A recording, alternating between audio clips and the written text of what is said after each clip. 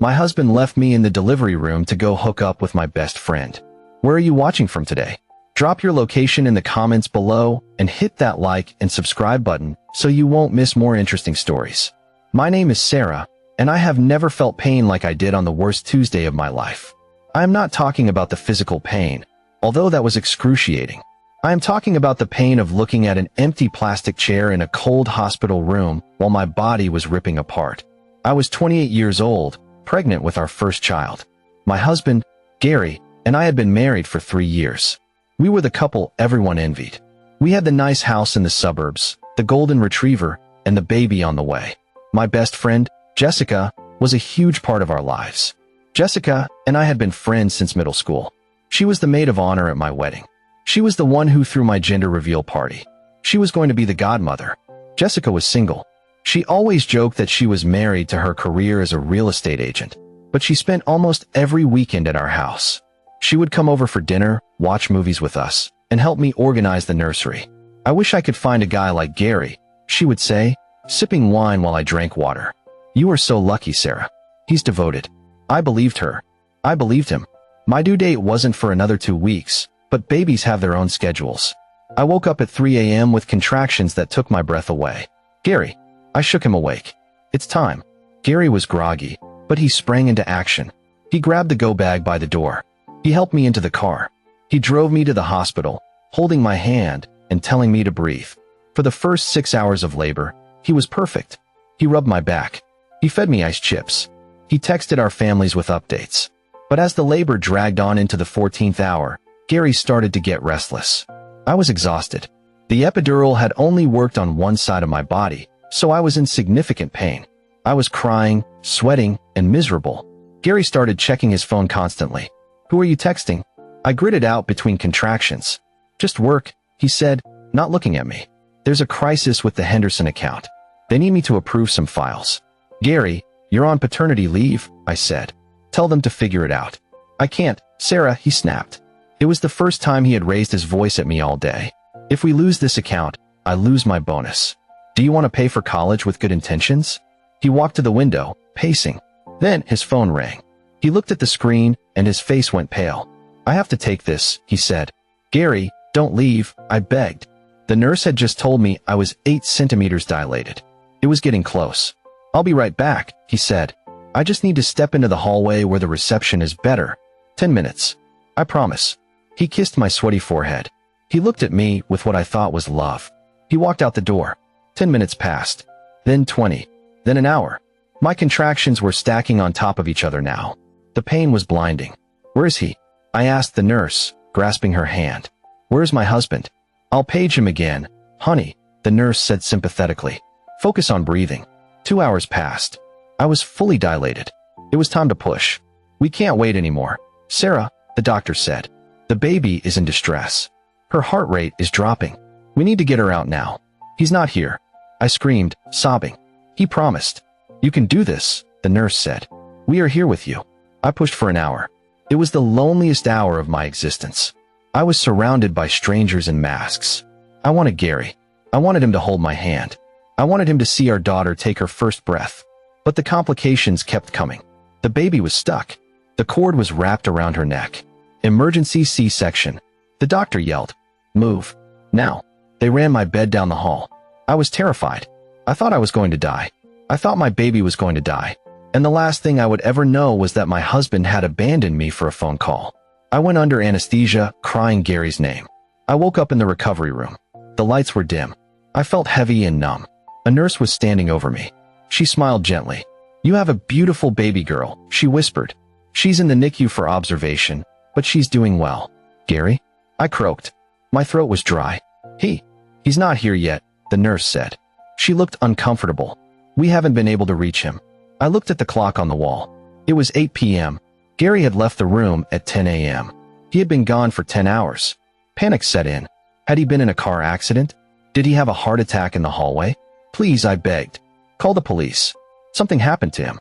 Just then, the door opened. Gary walked in. He looked fresh. He wasn't wearing the wrinkled t-shirt he had on this morning. He was wearing a clean polo shirt and jeans.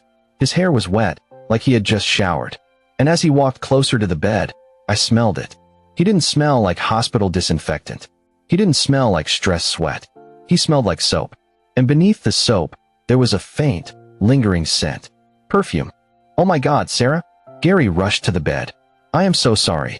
My battery died. And then the car wouldn't start. It was a nightmare. You missed it, I whispered. You missed everything. I almost died, Gary. I know, he said, trying to hold my hand. I feel terrible. But I'm here now. Where's the baby? He leaned in to kiss me. I turned my head. That's when the scent hit me harder. It was floral, sweet, distinctive. It was Midnight Rose by Lancome. I knew that scent. I had bought a bottle of it for Jessica for her birthday last month. A cold stone formed in my stomach. It was heavier than the C-section incision. Why do you smell like Jessica? I asked. Gary froze. He pulled back. What? I don't smell like Jessica. I went home to shower and change because I spilled coffee on myself in the waiting room. Maybe I used the wrong soap. We don't have that soap, I said.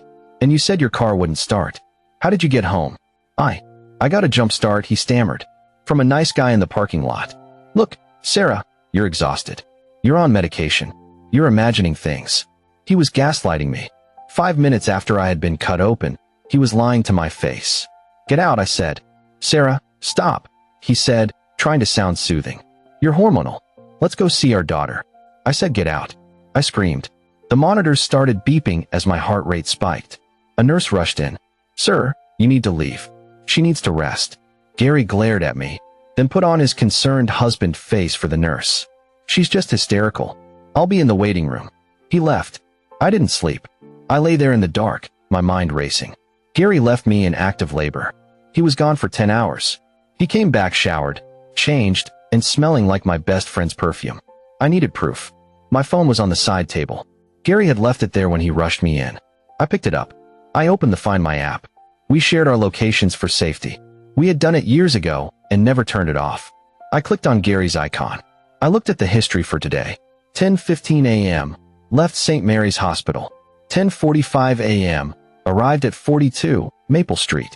42 Maple Street. Jessica's condo. 10:45 a.m. to 7:30 p.m. at 42 Maple Street. 7:30 p.m. Left 42 Maple Street. 8 p.m. Arrived at St. Mary's Hospital. He hadn't been at work. He hadn't been dealing with a crisis. He hadn't been stranded with a dead battery. He had driven straight from my delivery room to Jessica's bed. And he stayed there for 9 hours while I was bleeding and screaming his name. I didn't cry. I think I had cried all my tears during the labor. I felt a cold, hard rage settle over me. It replaced the pain. It replaced the fear. I took screenshots. I emailed them to a secret email account I used for spam. Then, I started plotting. I knew I couldn't confront them yet. I was bedridden.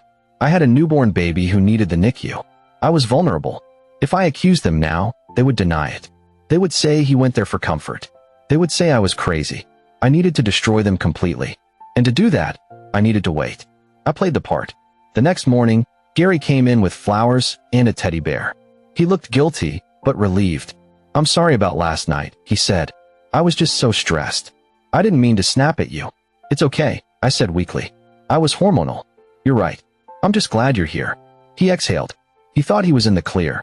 Jessica came to visit later that day. She walked in carrying balloons, looking radiant. She hugged Gary. It was a lingering hug. I watched his hand rest on the small of her back. Sarah, she squealed, coming over to the bed. You look like you just had a baby. How are you? I'm surviving, I said. Gary told me how supportive you were while he was freaking out yesterday. I watched them. Gary stiffened. Jessica blinked. Oh, yes. Jessica stammered. He called me. He was a wreck. I just tried to talk him down. He said he went over to your place to calm down. I lied. Thank you for taking care of him. They exchanged a look of pure panic followed by relief. I had given them an alibi. I had handed them the lie on a silver platter. Yeah, Gary said quickly. That's what happened. I went to Jessica's to get some coffee and just breathe. I didn't want you to see me panicked. You guys are the best, I smiled. I don't know what I'd do without you. I let them believe I was the stupid, trusting wife. For the next 6 weeks, I lived in hell. I went home with the baby, whom we named Lily. Gary was helpful in the way a roommate is helpful. He changed a few diapers, but mostly he was on his phone. He went to work a lot. He had late meetings. I tracked him every time. He was at Jessica's. Jessica came over constantly. She held my baby. She looked me in the eye and called me her sister. And the whole time, she was sleeping with my husband. But I was busy too. I wasn't just changing diapers. I was digging. I handled all the finances in our house. Gary was terrible with money. He just swiped the card and assumed the bills got paid. I was the one with the passwords. I logged into his credit card statements. I found the charges. Dinners at expensive steakhouses. Hotel rooms on weekends. He claimed he was at a conference. Jewelry stores. He bought a diamond bracelet for $3,000 the day before I went into labor. I had never received a bracelet. I looked at Jessica's Instagram. There it was. A photo posted 2 days later. Treating myself because I deserve it. A diamond bracelet. But then, I found something even better. Gary worked as a regional sales manager for a logistics company. My father didn't own the company, but he was on the board of directors. Gary had gotten the job because of my father's recommendation. I started looking at our joint bank accounts more closely. I noticed large cash deposits into our savings account that didn't match his paycheck. Then, immediate transfers out to an offshore crypto wallet. It looked suspicious. I dug into his work email. He had been sloppy. He left his laptop logged in at home while he was in the shower. I found invoices. Fake invoices. Gary was creating fake shipping orders for shell companies, approving them himself, and then funneling the refunds into his own pockets. He was embezzling. And he wasn't doing it alone. He was sending the money to a consulting firm registered to Jessica. They were stealing from the company to fund their lifestyle. They were planning to run away together. I found an email draft in his sent folder. To Jessica. Subject, the plan. Body, just a few more months, baby. Once Sarah gets her inheritance from her grandma, we can take that too and move to Costa Rica. I can't stand her anymore. She's so boring, and now with the kid, she's useless. I read that email, and I felt my soul turn to ice. He wasn't just cheating. He was planning to rob me and abandon his daughter. I had enough. The timing had to be perfect. Lily's christening was scheduled for 2 weeks later. It was going to be a big event. My parents were hosting it at their country club. Gary's parents would be there. Jessica's parents would be there. Gary's boss, the CEO of the company, would be there. It was the perfect stage. I prepared a special presentation. The day of the christening arrived. I wore a white dress. I looked beautiful. I held my head high. Gary looked smug in his suit. Jessica was there, wearing a dress that was a little too short for a church event, standing next to Gary like she belonged there. After the ceremony, we went to the reception hall. Everyone was drinking champagne and eating appetizers. Speech. Speech. Gary's dad shouted. Gary took the microphone. He put his arm around me. I just want to say, Gary beamed, how lucky I am. I have a beautiful wife, a perfect daughter, and the best friends a guy could ask for. He raised his glass to Jessica. She winked at him. I'd like to say a few words too, I said, taking the microphone from him. Gary looked surprised, but he let me have it. Thank you all for coming, I said, smiling at the crowd of 100 people. Today is about new beginnings. It's about truth. And it's about family. I signaled the AV guy. I had paid him $500 to lock the doors and play the video no matter what happened. I prepared a little video montage of Lily's first few weeks, I said. The lights dimmed. The giant projection screen descended. The video started. It showed a few cute pictures of Lily. Then, the screen cut to a screenshot. It was the Find My Location history from the day of Lily's birth. Gary's location, 42, Maple Street, Jessica's condo.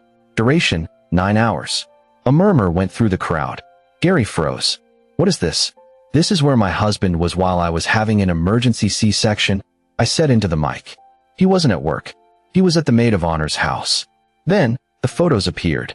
The screenshots of the text messages. She's so boring, and now with the kid, she's useless. Just a few more months, baby. Gasps erupted.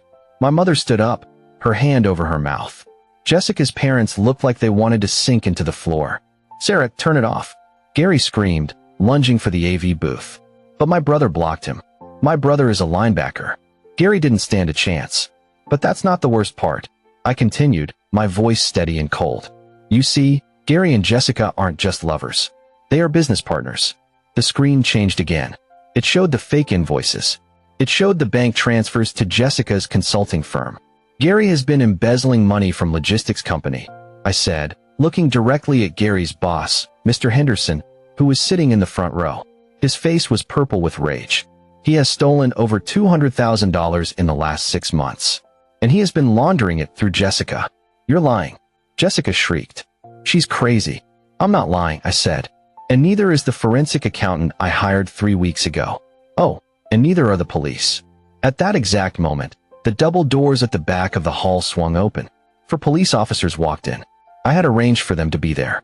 I had handed over my evidence file to the district attorney 3 days ago. They were more than happy to make an arrest at a location where both suspects were present. Gary Miller and Jessica Davis, the lead officer, announced. You are under arrest for grand larceny, wire fraud, and conspiracy. Gary tried to run. He actually tried to bolt toward the kitchen. My father tripped him. Gary fell face first onto the carpet. The police were on him in seconds. They cuffed him while he screamed obscenities at me. They grabbed Jessica too. She was crying, her mascara running down her face. Sarah, please. She begged as they dragged her past me. He made me do it. I didn't know. You knew, I said, looking her in the eye. You knew when you held my baby. You knew when you wore my bracelet. They dragged them out. The room was silent. I looked at the crowd. Please, I said calmly. Enjoy the cake. It's red velvet. My favorite. The fallout was spectacular. Gary and Jessica were both denied bail because they were considered flight risks, thanks to the Costa Rica email. They turned on each other immediately. Gary claimed Jessica seduced him and masterminded the fraud. Jessica claimed Gary coerced her. The prosecutors loved it. They both ended up taking plea deals to testify against each other, but they still got prison time. Gary got 8 years. Jessica got 5. I divorced Gary while he was sitting in a cell. I got full custody of Lily. I got the house. I got the remaining assets. Because Gary had used marital funds to facilitate the crime, the judge awarded me everything that was left. The company recovered some of the money from the seized assets, and my father made sure I was taken care of for blowing the whistle. I sold the house. I couldn't live there anymore.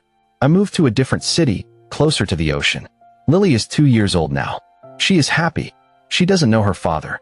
She doesn't know that he chose a hookup over her birth. Sometimes, I look at the news and see Gary's mugshot. He looks old. He looks tired. I don't feel sad. I don't feel angry. I feel powerful.